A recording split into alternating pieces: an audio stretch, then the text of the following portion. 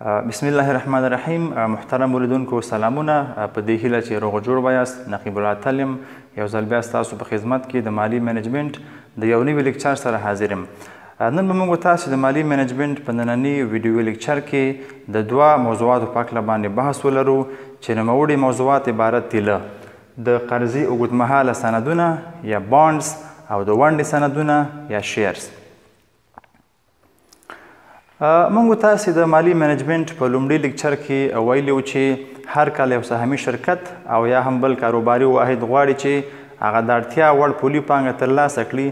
نو دغه سهامي شرکت کولی شي چې په دوه شکله هغه د اړتیا وړ پانګه ترلاسه کړي، چې یو ته د قرضې په شکل د پیسو ترلاسه کول یا ډیټ فاینانسینګ ویل کیږي، او بل هم د خپلنۍ پانګې په شکل د پیسو ترلاسه کول یا اکویټي فاینانسینګ. بیا موږ تاسې په پنځم لیکچر کې دا هم لوستي وو چې کله یو سهامي شرکت غواړي هغه د اړتیا وړ پانګه د قرضې په شکل ترلاسه کړي،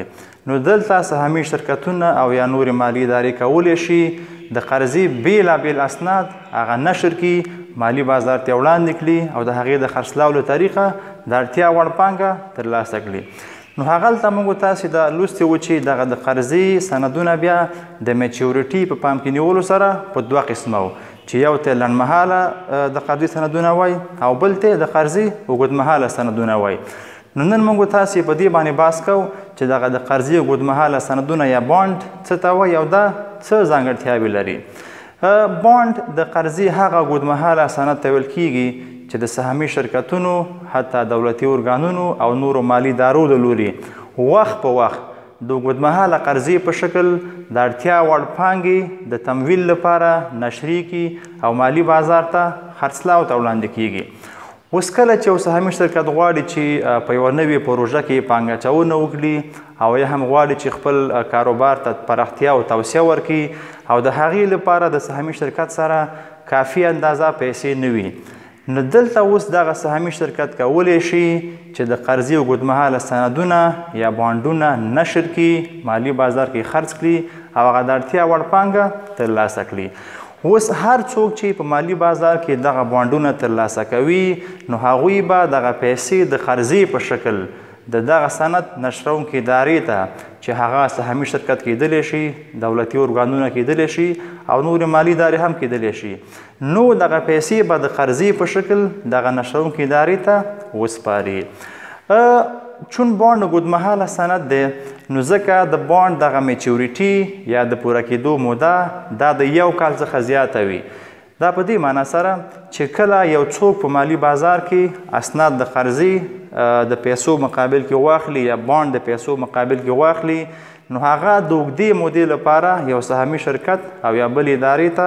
دغه پیسې د قرض په شکل ورکوي او د یو کال په جریان کې نشي کولی چې هغه خپلې پیسې د سهامي شرکت یا بلې نشرونکې ادارې څخه واپس ترلاسه کړي.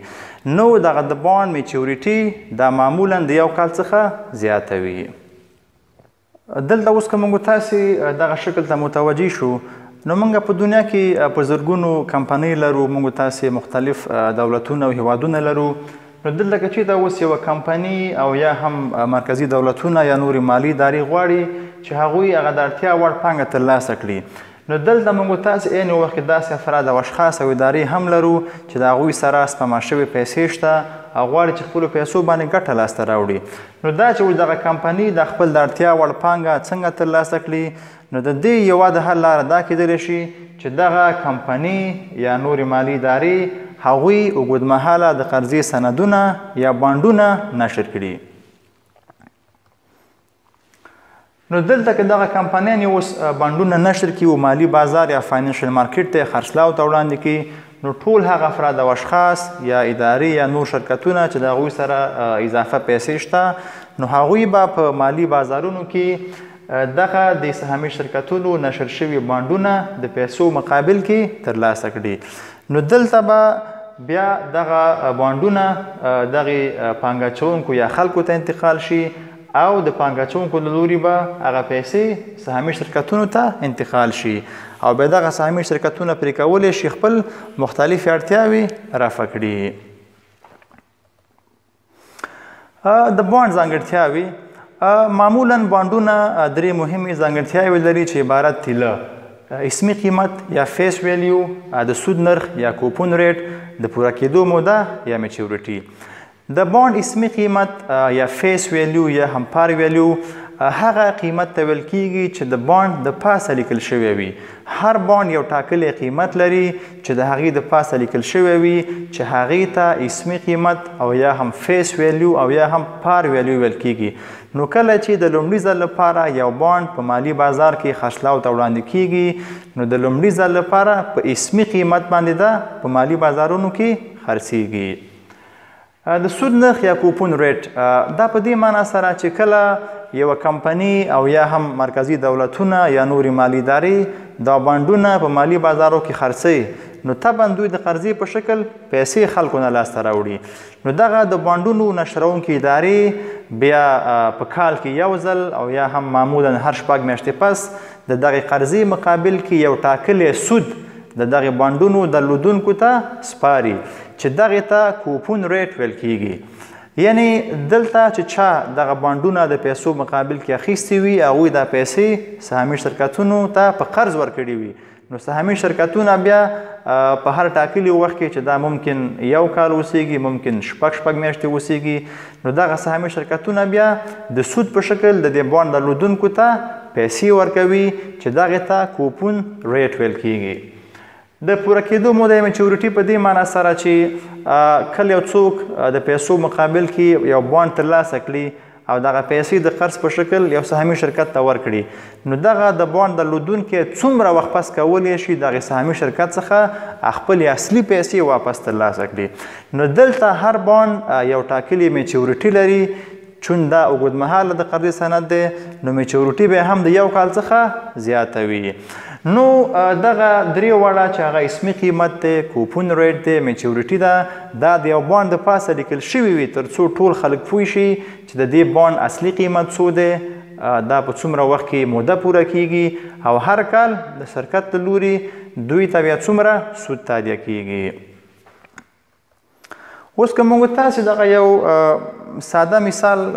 په پام کې ونیسو که چېرته موږ داسې یو بانډ ولرو چې د هغې اسمي قیمت یا فیس ویلیو $10 وي او د هغې د سود کلاني نرخ یا کوپون ریټ 10% وي او د هغې د پوره کېدو موده یا میچورټي 4 کاله وي نو دلته اوس که چېرته یو څوک د پیسو مقابل کې دغه بانډ مالي بازار کې اخلي نو د لومړي ځل لپاره به دغه اخیستونکی $10 هغه نشروونکې ادارې ته د قرضې په شکل باندې سپاري او بیا دغه د بانډ درلودونکی کولی شي چې په دغه راتلونکو 4 کلونو کې هر کال د سود په شکل یا د کوپون په شکل د هغه نشروونکې ادارې څخه 10% هغه د سود په شکل ترلاسه کړي او چې کله موده پوره شي نو خپلې ټولې پیسې هم واپس ترلاسه کولی شي. دلته اوس په دې سلاید کې موږ تاسو ته معلومیږي چې دغه د بانډ درلودونکی به چون د دې بانډ هغه میچورټي 4 کاله ده نو دی به د هر کال په پای کې $100 د سود په شکل یا د کوپون په شکل هغه د نشروونکې ادارې څخه واپس ترلاسه کوي. خو کله چې دغه د بانډ موده ټوله پوره شي نو دغه د بانډ درلودونکی به کولی شي چې هغه اصلي پیسې چې هغه $10 وي هغه هم د میچورټي څخه وروسته د نشروونکې ادارې څخه واپس ترلاسه کړي. دلته باید یادونه وکړو چې که چېرته د یو بانډ درلودونکی دغه د میچورټي څخه مخکې غواړي چې پیسې ترلاسه کړي نو طبعا چې دغه د بانډ موده پوره نه وي نو د نشروونکې ادارې څخه د خپلې پیسې نشي ترلاسه کولی. البته دغه د بانډ درلودونکی هر وخت کولی شي چې په سیکنډري مارکیټ کې دغه بانډونه په نورو خلکو باندې خرڅ کړي نو هغلته بیا د بازار د برآوردي ربح د نرخ په پام کې نیولو سره دغه بانډونه د اسمي قیمت څخه په لوړ قیمت په ټیټ قیمت او یا هم په اسمي قیمت باندې تبادله کېدلی شي. خو کله چې د دغې بانډ میچورټي پوره شي نو دغه بانډ چې د هر چا سره و هغوی بیا د دې بانډ نشروونکې ادارې ته مراجعه کوي او د هغوی څخه هغه اصلي پیسې واپس ترلاسه کوي. بانډ ریټینګ ایجنسیز دا په دې معنا سره چې اوس کله موږ تاسې غواړو چې په بانډونو کې پانګه اچونه وکړو نو کوم شرکتونه چې دغه بانډونه نشروي یا کوم هیوادونه چې دغه بانډونه نشروي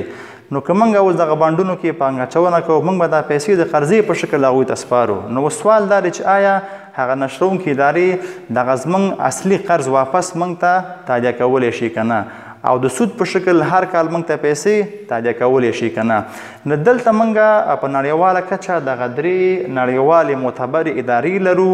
چې دوی په نړیواله کچه د ټولو هیوادونو د مرکزي دولتونو د سهامي شرکتونو او نورو مالي ادارو هغه ریټینګ کوي. یعنی دوی دا ګوري چې دغه هر سهامي شرکت هغه د قرض پیسې واپس تادیه کولی شي که نه، د سود په شکل هر کال خلکو ته پیسې تادیه کولی شي که نه. نو موږ دغه 3 ادارې لرو چې عبارت دي له موډیز څخه، سټنډرډ اینډ پورس یا S&P، همدارنګه فچ. نو اوس هر کله چې یو څوک په بانډونو کې پانګه اچونه کوي نو لومړی به دا ګوري چې کومې کمپنۍ دا بانډ نشر کړی دی یا کوم هیواد دا بانډ نشر کړی دی، نو هغه به لومړی ګوري چې د دې کمپنۍ دغه ریټینګ څو دی، څومره دی، یا د هغې هیواد یا مرکزي دولت دغه ریټینګ څومره دی. ځکه دلته کیدلی شي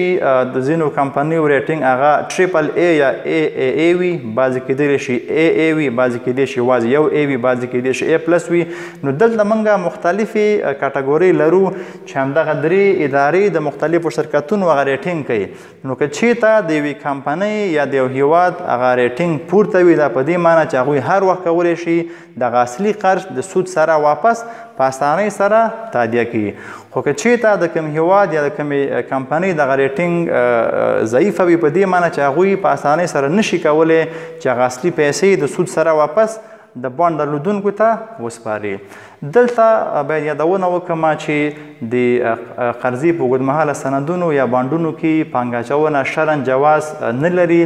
ځکه دلته یو څوک د قرضې په شکل یو شرکت ته پیسې ورکوي او کله چې موده پوره شي خپلې اصلي پیسې د سود سره واپس ترلاسه کوي. نو دا چې سود په اسلام کې ناروا دی او سود یوه کبیره ګناه ده، نو من حیث مسلمان موږ تاسو ته پکار دی چې هیڅکله هم د قرضې په سندونو یا بانډونو کې پانګه اچونه ونه کړو. ځکه دلته اوس که موږ بل چاته قرض ورکوو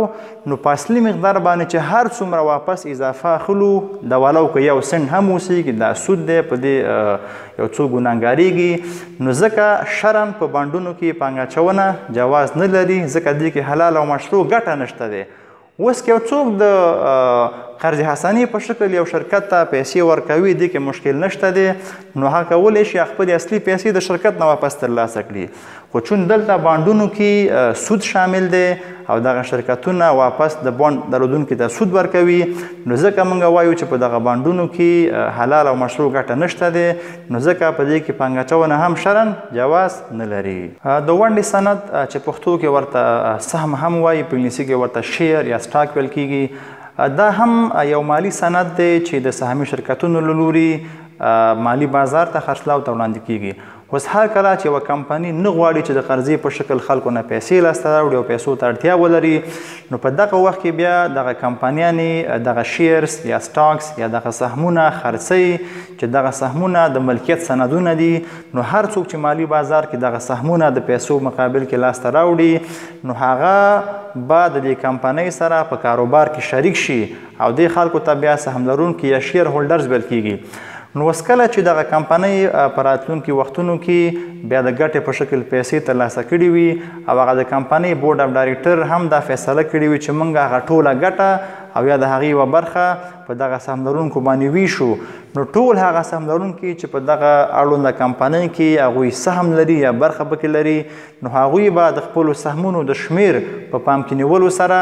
د توزیع شوې ګټې یا ډیویډنډ په شکل باندې له دې کمپنۍ څخه پیسې ترلاسه کړي. موږ تاسې په دنیا کې په زرګونو کمپنۍ لرو. اوس هر کله چې دغه کمپنیانې مختلف وختونو کې پیسو ته اړتیا ولري، نو دوی بیا کولی شي چې د سهمونو د خرڅلاو له لارې د مختلفو پانګه اچوونکو یا سپما کوونکو څخه دغه پیسې ترلاسه کړي. نو دلته بیا کمپنیانې دغه سهمونه مالی بازار ته خرڅلاو ته وړاندې کوي. نو هر څوک چې بیا د پیسو مقابل کې دغه سهمونه ترلاسه کړي، نو هغوی به دغه پیسې کمپنۍ ته انتقال کړي او دغه سهمونه به له ځان سره وساتي. په دې موږ تاسې په تېر کلاس کې هم بحث کړی چې کله په پرایمري مارکیټ کې د لومړي ځل لپاره دغه سهمونه بازار ته خرڅلاو ته وړاندې کیږي نو دلته پیسې مستقیما کمپنۍ ته انتقالیږي خو کله چې بیا په سیکنډري مارکیټ کې د یوې کمپنۍ د اسهامو تبادله صورت نیسي نو هغلته بیا د یو پانګه اچوونکي څخه بل پانګه اچوونکي ته پیسې انتقالیږي او کمپنیو ته پیسې نه انتقالیږي.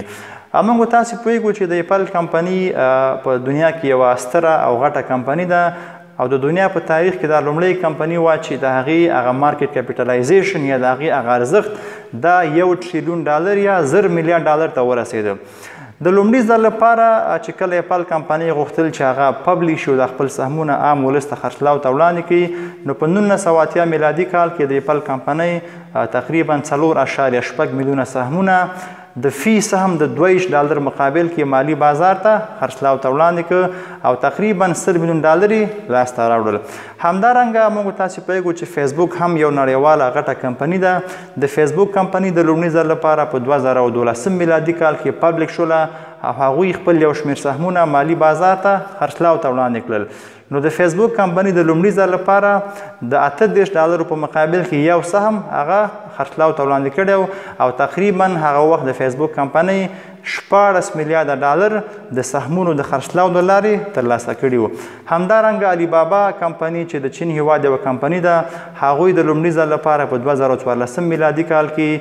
یو شمېر سهمونه د نیویارک د ونډو بازار کې خرڅلاو ته وړاندې کړي وو او هغلته دغه د علی بابا کمپنۍ تقریبا $15 میلیارډ د سهمونو د خرڅلاو له طریقه ترلاسه کړي وو. نو دغسې مختلفې کمپنۍ وخت په وخت چې کله پیسو ته اړتیا ولري هغوی کولی شي چې هغوی دغه سهمونه مالی بازارو کې خرڅ کړي نو چې هر څوک دغه سهمونه د پیسو مقابل کې ترلاسه کوي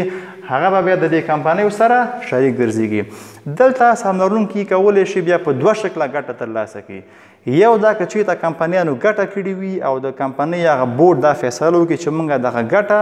یا د هغې یوه برخه په سهم لرونکو باندې ویشو نو هر سهم لرونکی به د خپل سهم مقابل کې ګټه ترلاسه کړي. لکه د 2019 کال په پای کې د اپل کمپنۍ د یو سهم مقابل کې تقریبا $12 ګټه کړې وه خو د اپل کمپنۍ بورډ اف ډایرکټر دا فیصله کړې وه چې د دې ټولې ګټې یوازې 50% به په شریکانو باندې ویشي. نو هماغه و چې هر سهم لرونکي د یو سهم مقابل کې تقریبا $3 د توزیع شوې ګټې په شکل د اپل کمپنۍ څخه ترلاسه کړي وو.